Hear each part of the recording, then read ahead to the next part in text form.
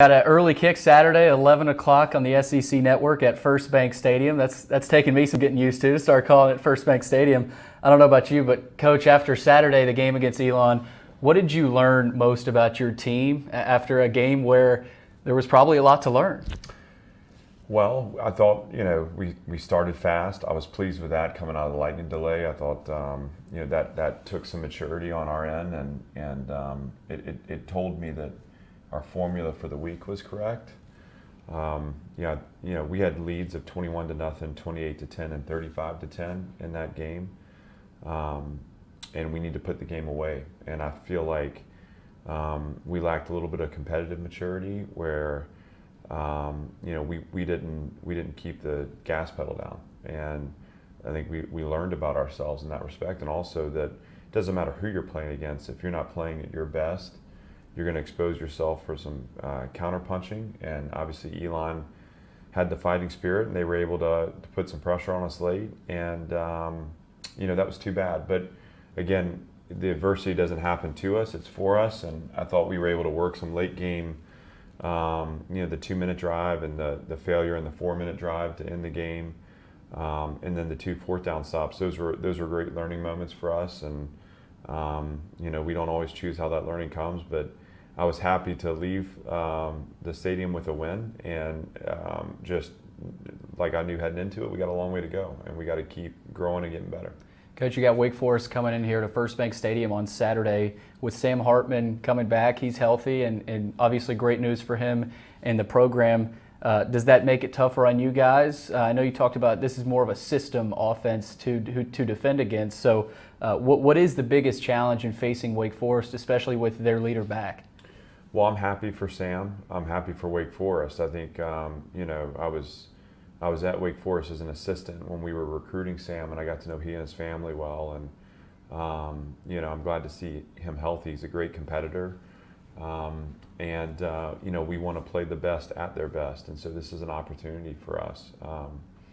As far as the offense goes, I think Warren Ruggiero, the offensive coordinator, has proven over time that no matter who the signal caller is, he's put together a system that's been impactful and effective.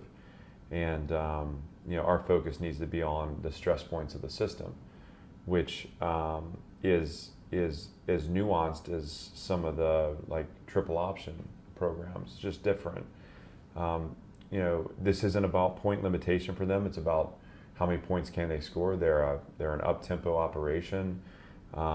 They run the slow mesh where it takes patience in the defensive front to make sure that we're not having gaps pried open and runs spitting out vertically.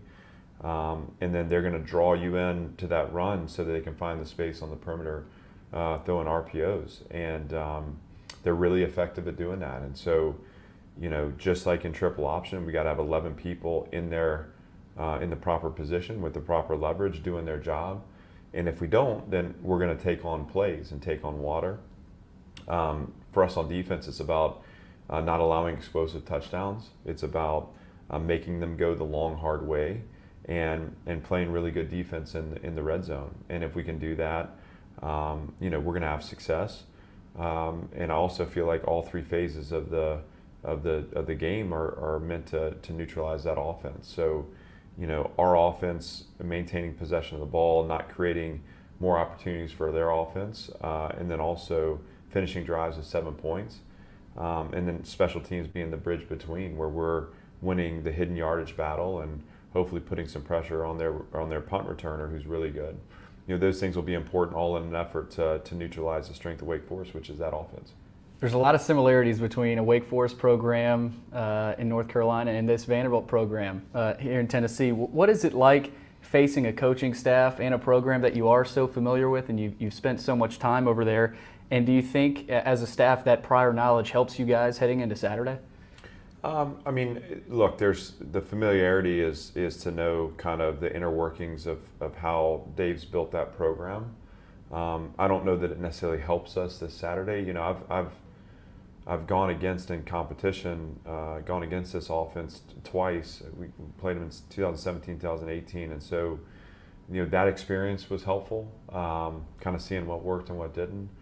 But Dave's 9 years into building this program, and I think what's exciting about that to me is that what he's built there to sustain and the longevity of his time there is similar to what we're looking to accomplish here too. And so, here we are in season 2, in year 2. I was with Dave at Wake Forest in year 3, and we were still forming identity at that point. But it's great to see how far the program's come, how he's been able to sustain success there, and it gives us something to shoot for as we build this program as well. But that all goes out the window on Saturday, and it's about locking horns and competing and having fun, measuring yourself against an opponent. Mike Wright and the fact that he's a playmaker for you guys, and he allows the offense to flourish, and he's shown that in the first 2 games. So how would you evaluate his performance so far, and also what are some of the ways that you feel like he can take advantage of some more opportunities, because you've also said there's more out there for him? Well, Mike's been dynamic with the ball in his hand, and whether he's throwing touchdowns or running touchdowns, he's scored a bunch of them or been responsible for a bunch of them. So we see how the explosive nature of the offense runs through Mike. And anytime you have a quarterback that is dynamic, you're going to put stress on the defense. They have to account for him, and as soon as they start to account for Mike and focus on Mike, you're going to open up space and opportunity for the other 10 players on the field. And so his presence alone makes us better. And he's capitalized on opportunities to make plays here early in the season. For us to find our highest level, he's got to continue to do that. That gets harder, not easier, as we get into the teeth of our schedule, but also as teams kind of identify what our design is. But in the end, like, consistency to me for Mike is also understanding that he has people around him that he can empower to share that burden. So getting us into good plays, getting us out of bad plays, making the small decisions as a quarterback that he's empowered to make to direct this offense on the field will go a long way in our unit's success. And he's still a young player, and it's still early in his tenure as a starter.